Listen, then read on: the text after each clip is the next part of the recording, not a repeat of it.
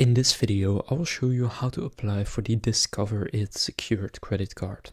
To do this, you want to go to discover.com, and once you go to discover.com, go to all products right here, so I'm going to click on that and then select credit cards.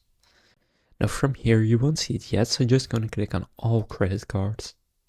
And now here, scroll through the list so you can see the title right here. So it's cashback, student, and then the third one for me is Discover It secured credit card, which means you can earn 2% cashback at gas stations and restaurants up to $1,000.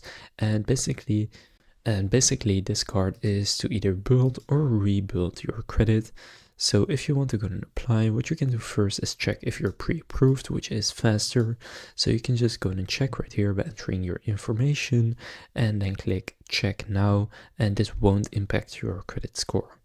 Now you can also just go through the application immediately. So click easy application right here. And then first enter your zip code, last 4 digits of your social security number and your date of birth, and then just go and click next and go through the following steps as well. And if you are approved, then you will get the Discover It secured credit card. So that's how to apply for the Discover It secured credit card. If this video was helpful, please consider leaving a like and subscribing to my channel.